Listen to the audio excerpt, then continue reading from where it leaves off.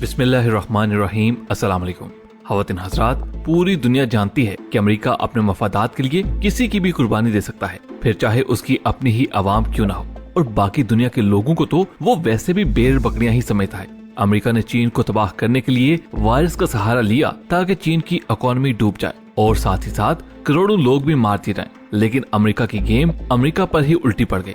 जहां चीन को नुकसान होना चाहिए था, वही चीन ने दुनिया का वर्ल्ड ऑर्डर अपनी मुट्ठी में कर लिया है। और इस वक्त जितना नुकसान अमेरिका का हो रहा है, ये बात तय है कि अमेरिका को वापस अपने पांव पर खड़ा होने के लिए सालों दरकार होंगे। और चीन ने हर चीज को अपने कंट्रोल में करते हुए न सिर्फ सुपर पावर की सीट संभाल ली है, बल्कि अब वायरस से मुतासर ममालिक को अमदाद देना भी शुरू कर दी है। और चीन की दरियादिली की मिसाल ये कि बाकी ममालिक के साथ साथ अमेरिका को भी इमदाद दे रहा है। और इस वक्त बड़ी मुसीबत में फंसा अमेरिका बेबसी की तस्वीर बने लाचार नजर आ रहा है, लेकिन फिर भी चीन पर इल्जाम लगाने से बाज नहीं आ रहा। सही कहते हैं कि जिसकी फितरत में डसना हो वो डसे बगैर नहीं रह सकता।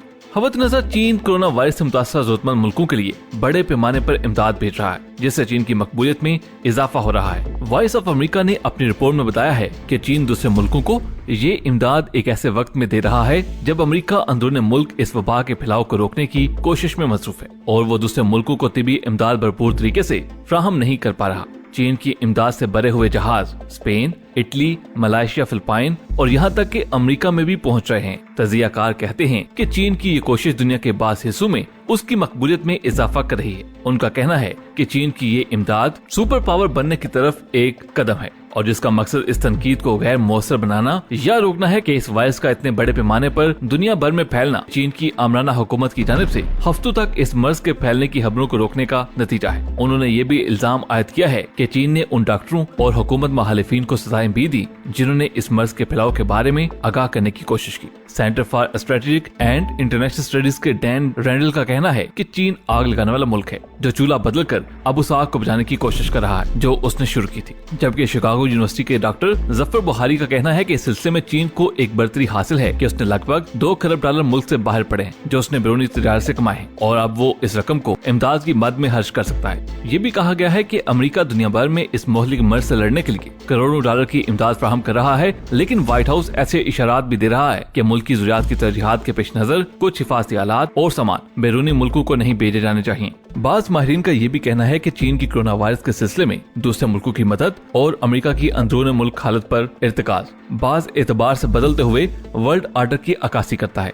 अमेरिकी सदर ट्रंप ने अपनी ट्वीट में कोरोना वायरस को चीनी वायरस कहा तो चीन ने सख्त एतराज किया। चीन की वज़ारत हारजा के तर्जुमान ने अमेरिका को तनबीह की कि वो चीन को गाली देने से पहले अपने काम पर ध्यान दे। इस वायरस का पहला केस 2019 के आखिर में चीन के शहर वुहान में सामने आया था। गुज़श्ता हफ्ते चीन की वज़ारत हारजा ने इस वायरस को एक साजिश बताते हुए अमेरिकी फौज पर इल्जाम आयद किया था कि वो इस वायरस को उस इलाके में लेकर आए। उस पर अमेरिकी वज़ीर हारजा माइक पोम्पियो ने कहा था कि चीन गलत खबरें ना फैलाए। चीनी वज़ारत हारजा के तर्जुमान गैंग शुआंग ने ट्रंप के ट्वीट के बारे में कहा कि ये चीन पर इल्जाम लगाने के बराबर है। उन्होंने कहा कि हम अमेरिका से मुतालबा करते हैं कि वो अपनी गलती सुधारे और चीन के खिलाफ अपने बेबुनियाद इल्जामात को रोके। चीन के सरकारी खबरसां इदारे का कहना है कि ट्रंप की जुबान नस्ल परस्ताना और नफरत फैलाने वाली है और इससे किसी हुक्मरान सियासतदान की गैर जिम्मेदारी और नाअहली नजर आती है और ये रवैया वायरस के बारे में खौफ को फरोग देने वाला है। कोरोना वायरस की शुरुआत के बारे में चीन की जानिब से नया नजरिया पेश किया जा रहा है। चीन की वज़ारत हारजा के एक तर्जुमान ने कहा है कि ये एक अमेरिकी मर्ज है जो शायद अक्टूबर में अमेरिका से चीन आने वाले अमेरिकी फौजियों से फैला है। हालांकि इस नई थ्योरी की हमायत में कोई सबूत पेश नहीं किए गए और अमेरिकी फौजियों पर कोरोना वायरस से मुतल्लिक इल्जाम चीन की वज़ारत हारजा के एक तर्जुमान चाओ लिजियान ने ट्वीट के जरिए लगाया था।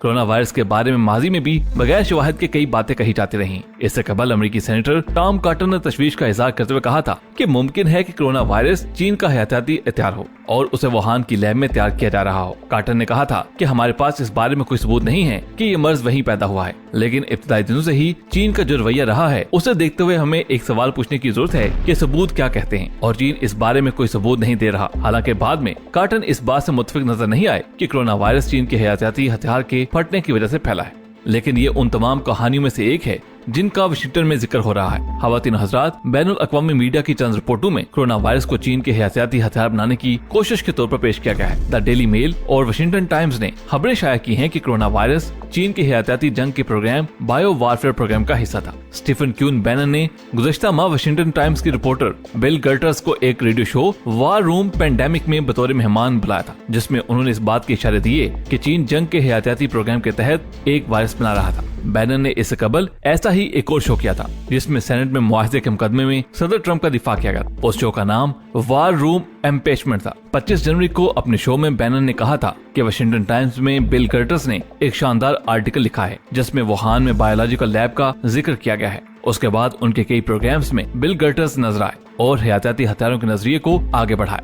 फॉक्स न्यूज ने भी इस थ्योरी का जिक्र किया और इस थ्योरी को फरोग देने का काम किया। एक आर्टिकल में फॉक्स न्यूज ने 1980 की दहाई में लिखे जाने वाली एक किताब का जिक्र किया, जिसमें मुबैना तौर पर कोरोना वायरस की पेशगोई की गई थी। खवातीन हजरात, दूसरी जानिब अमेरिका और चीन के दरमियान कशीदगी बरकरार है, जो तजारती जंग की सूरत हाल इख्तियार कर चुकी है। जबकि चीन में यह तस्वर आम है कि अमेरिका उसे सबसे ताकतवर आलमी मौशत बनने से रोकने की कोशिश कर रहा है। दोनों तलह तजारती जंग में मुलव्वस हैं, जिसमें अमेरिका और चीन ने अरबों डॉलर की अशिया पर टैरिफ लगा दिया। खवातीन हजरात, बेशतर दानिशुरों का ख्याल है कि अमेरिकी मीडिया और तजज़ियाकार इस वक्त अमेरिकी एस्टेब्लिशमेंट से मिलकर चीन को बदनाम करने की कोशिशों में मसरूफ हैं। अगर उन तजज़ियाकारों की बातों को सादा अल्फाज में बयान किया जाए तो ये एक सीधा साधा इल्जाम है कि चीन ने ये जरासीम अपने मकासद की खातिर बनाया और फिर फैलाया। लेकिन चीनी कौम के मुतालिक जो रवायात और तहकीकात आज तक सामने आई हैं, उनके मुताबिक चीनी कौम या हुकूमत किसी दुश्मनी की बिना पर भी दूसरी अक़वाम को नुकसान नहीं पहुंचाती, जबकि चीन में इस बीमारी से अरबों का नुकसान हुआ और उसकी मईशत को अच्छा खासा झटका पहुंचा है। अगर चीन ने जरासीम किसी दूसरे मुल्क को नुकसान पहुंचाने के लिए फैलाना होता तो वो उसके लिए अपने शहरियों का इंतखाब क्यों करता।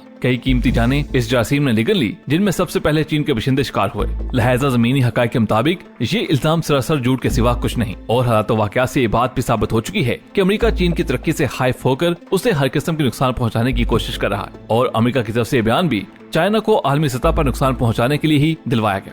खुफिया एजेंसीज की रिपोर्ट बताती हैं कि चीन ने जिस दिन से अमेरिका को वार्न किया है कि वो उसे इक्तिसादी जंग में हरा देगा, उस दिन से इस किस्म के ओछे हथकंडे अमेरिकी हुकाम की जानिब से सामने आते रहते हैं। दूसरा अहम नुकता ये है कि एक प्रोफेसर के मुताबिक ये जरासीम अमेरिका ने चीन को बेचा, यानी ये मोहलिक जरासीम किसी अमेरिकी लेबॉरेटरी में एक अरसा कबल तैयार किया गया था। यकीनी तौर पर उसी लेबॉरेटरी में उस जरासीम को मारने वाली कोई वैक्सीन भी तैयार की गई होगी। इस बात से तस्दीक होती है कि ये एक बायोलॉजिकल हथियार ही है।